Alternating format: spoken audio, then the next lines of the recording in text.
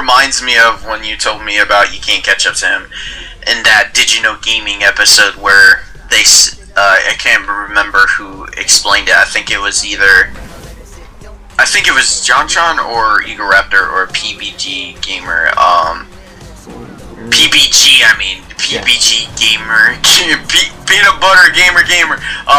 PBG, I can't remember which one of them commentated on it, but they said something about, you know that guy in Legend of Zelda Ocarina of Time, when you give him the bunny mask, you run super fast? Oh, yeah. Oh, you mean the postman? Yeah, he's even from, if he's from Sunshine. You Sunshine. still can't catch up to him. He's the guy in Sunshine.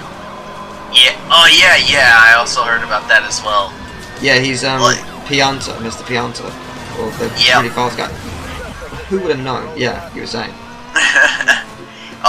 Pretty much that. It reminded me of that. It's like really crazy how it's ingenious because if you think about it, maybe Nintendo knew that somewhere down the future somebody was going to be able to hack their game. Yeah, I think they did it both times. They did it with the Postman. It must have been a coincidence, and they must have known that someday down in the future they were going to be able to hack it, because why else would they make that reference with the mask on the Pianta guy, and in the game itself, like, he runs faster even if you use speed packs, like, no matter what, you can't beat him in a race. Like, he's always a millisecond faster than you.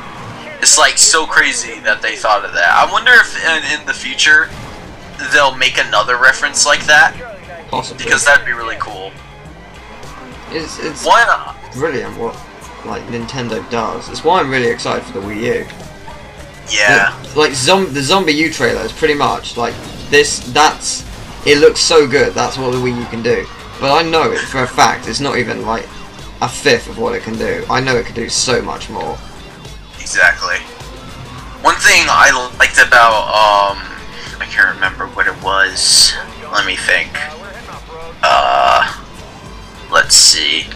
One thing I liked about Skyward Swords is that they made the reference with the beetle guy with Wind Waker. I loved that because I love that dude. He's like, thank you! Thank you! I love that guy. He's so cool. Beetle guy. Yeah. Yeah. The only problem with Skyward Swords is I don't like the game at all. Yeah, I know you've said that it gets really dull and boring halfway through. It really does. Like, have you actually played it through all of it? No, sadly, I haven't gotten the time. I think I go on to explaining this in the last episode of Borderlands 2 because that Let's Play is done. I just have to upload it. Right. In the last episode, I explained that I don't know if this has happened to anybody else, but it's definitely happened to me, sadly, because it's one of those things that, like, bring tears to my eye because it sucks that this is happening to me.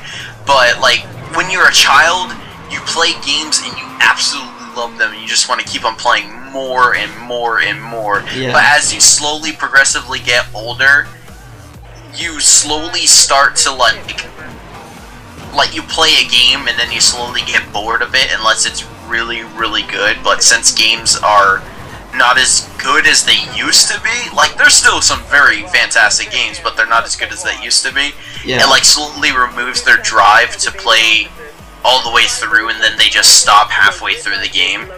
I kind of got that towards Legend of Zelda just because I haven't gotten enough time to play it, and and it sucks because it's like the worst case for me because I'm probably just like, well, not Egoraptor or JonTron, because they either hate Legend of Zelda Ocarina of Time or JonTron like disagrees and stuff like that with Link to the Past and stuff like that. But I loved every single Legend of Zelda game. Like, I was one of the few that truly loved every single Legend of Zelda game, whether there's faults in it or not. I absolutely loved every single one of them.